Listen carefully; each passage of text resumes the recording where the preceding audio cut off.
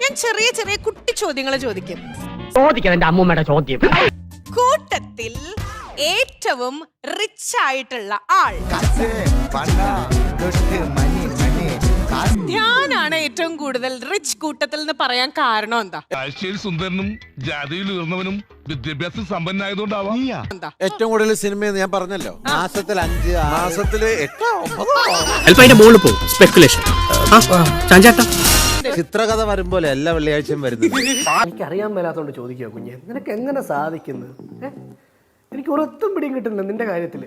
ഞാൻ ഒരു കൊല്ലം ചെയ്യുന്ന മൊത്തം പടത്തിന്റെ പൈസയാണ് ഒറ്റ പടത്തിൽ വാങ്ങിച്ചോണ്ട് പോകുന്നത്. അറിന് അങ്ങനെ തോന്നുന്നുണ്ടെങ്കിൽ ചിലപ്പോ ഞാനായിരിക്കാം. ദിലീപേട്ട സെലക്റ്റീവ് ആണല്ലേ ദിലീപേട്ട? പൈസയുടെ കാര്യത്തിൽ എന്നെ ഇട്ടുമൂടാനുള്ള പണം ഞാനങ്ങ് ദുബായിൽ ഉണ്ടാക്കി വെച്ചിട്ടുണ്ട്.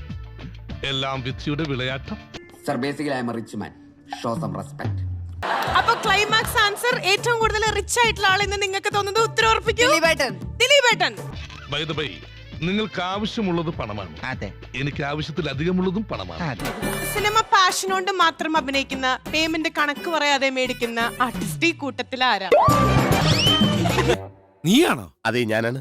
ആത്മപ്രശംസ എനിക്ക് ഇഷ്ടമല്ല, എങ്കിലും ചില സത്യങ്ങൾ പറയാതിരിക്കുന്നത് ശരിയല്ലല്ലോ. മേക്കപ്പ് ഇല്ലെങ്കിൽ ആളെ മനസ്സിലാവാത്ത വ്യക്തി. അത് ഈ ഫോട്ടോയിലില്ല, നക്ഷത്രയാ. ചൂണ്ടിക്കാണിച്ചു തരാം.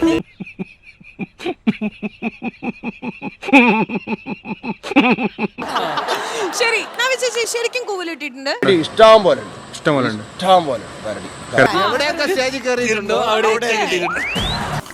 അയ്യോ, അതിപ്പോ പുതിയതൊന്നും അല്ലല്ലോ, ഇവന്റെ സ്ഥിരം പരിപാടിയല്ലേ. ഒരിക്കലും മറക്കാത്ത എന്തെങ്കിലും ഇൻസിഡന്റ് ഉണ്ടോ?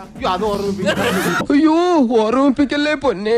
ഞാൻ പൊക്കോട്ടെ? വേണ്ട, ഞാൻ പോവാം. വേണ്ട, ഞാൻ തന്നെ പൊക്കോളാം.